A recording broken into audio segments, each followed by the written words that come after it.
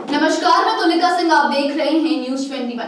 आज हम आपको प्रदेश की 3 ऐसी खबर बताने जा रहे हैं जिन पर बात करना और जिन्हें जानना आपके लिए बेहद जरूरी है। तो सबसे पहले बात करेंगे निलंबित आईएएस अधिकारी रानू साहू की। निलंबित आईएएस अधिकारी रानू साहू की मुश्किलें खत्म होने का नाम ही नहीं ले रही हैं।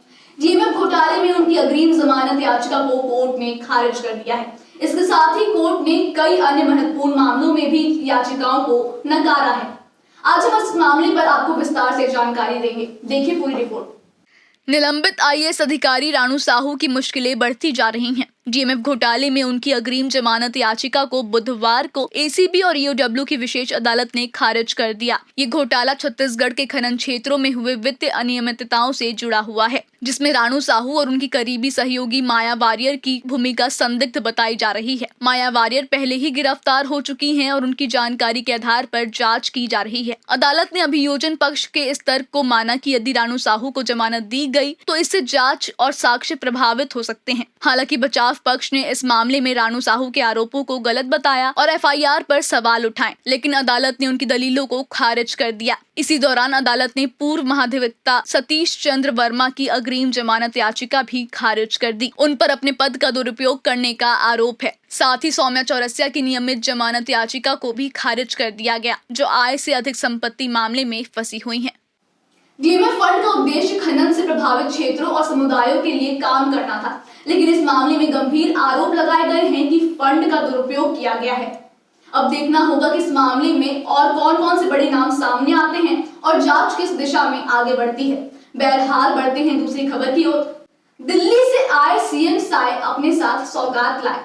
जी हां, सीएम साय अपने दिल्ली दौरे पर central aviation minister Kinjarapu Rajmohan Naidu के साथ मुलाकात की और हवाई संपर्क सेवा को मजबूत करने और क्षेत्रीय हवाई अड्डों के विकास पर चर्चा की। मुलाकात के बाद इस क्षेत्र में छत्तीसगढ़ को कई सौगातें मिली हैं।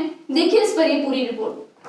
स्वामी विवेकानंद एयरपोर्ट से सिंगापुर और दुबई के लिए जल्द ही सीधी उड़ान सेवा शुरू होने वाली है। Central aviation minister Kinjarapu Rajmohan Naidu के साथ मुख्यमंत्री विष्णुदेव साय की मुलाकात में ये अहम फैसला लिया गया है। मुख्यमंत्री ने छत्तीसगढ़ की हवाई संपर्क सेवा को मजबूत करने और क्षेत्रीय हवाई अड्डों के विकास पर चर्चा की। केंद्रीय मंत्री ने रायपुर एयरपोर्ट को इंटरनेशनल एयरपोर्ट का दर्जा देने पर सहमति जताई है और यहाँ से पटना और रांची के लिए भी हवाई सेवा शुरू करने की घोषणा की है। साथ ही रायपुर एयरपोर्ट को एक कार्गो हब के रूप में विकसित करने की प्रक्रिया भी जल्द शुरू की जाएगी। मुख्यमंत्री साय ने अंबिकापुर एयरपोर्ट को प्रमुख शहरों से जोड़ने के लिए नई फ्लाइट्स की मांग की है। इसके अलावा बिलासपुर एयरपोर्ट पर रात के समय विमानों की लैंडिंग में आ रही समस्याओं को भी जल्द हल किया जाएगा।